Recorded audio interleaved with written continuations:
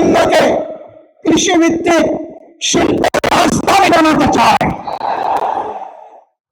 আমি কথা শুরু করার আগেই বলেছিলাম বক্তৃতা দিতে আসে নাই, আমি সাক্ষী হতে এসেছি। আপনাদের মনে প্রশ্ন জাগবে কিসের সাক্ষী? বাংলাদেশ সৃষ্টির পর থেকে উত্তরবঙ্গ গরিব নয়, গরিব করে রাখা হয়েছে, বঞ্চনার সাক্ষী হতে এসেছে। স্বপ্নের সন্তানের মতো উত্তরবঙ্গের সাথে আচরণ করা হয়েছে। উত্তরবঙ্গ আমাদের কলিজার অংশ। এই উত্তরবঙ্গ বাংলাদেশকে খাদ্য এবং পুষ্টি সরবরাহ করে, আর সেই উত্তরবঙ্গকে পিছিয়ে রাখা হয়েছে ইচ্ছা করে। আমি তার সাক্ষী হতে এসেছি।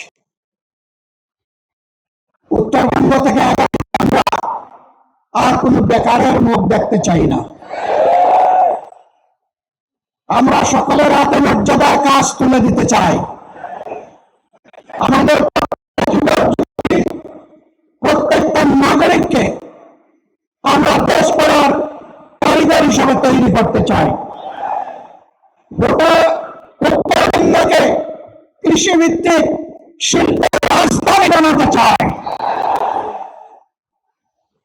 বন্ধ চিনি কল খুলে দিতে চাই। শ্রমিকদেরকে কর্মক্ষেত্রে আমরা ফিরিয়ে দিতে চাই। ভাই, আমাদের কাছে নাই, আপনারা সবাই ভাই বোনেরা আমাদের কার্ড। আপনাদের বুকে আমরা একটা ভালোবাসার কার্ড চাই।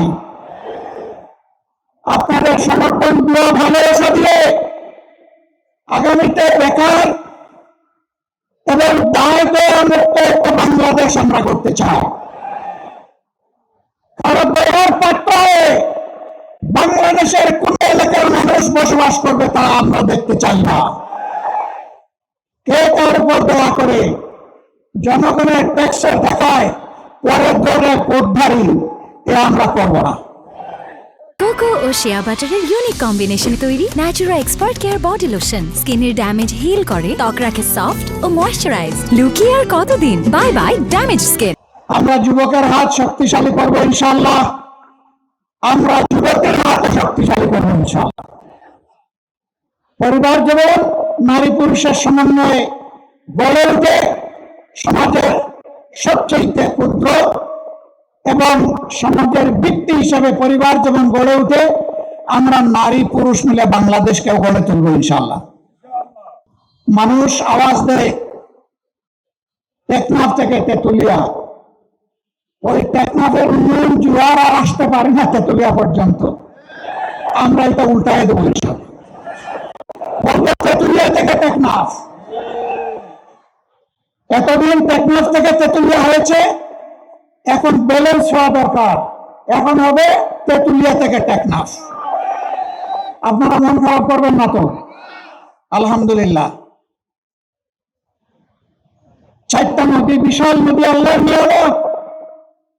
আল্লাহ তাআলা উত্তরবঙ্গকে দান করেছিলেন। তিস্তা, বরলা, ব্রহ্মপুত্র এবং করতোয়া।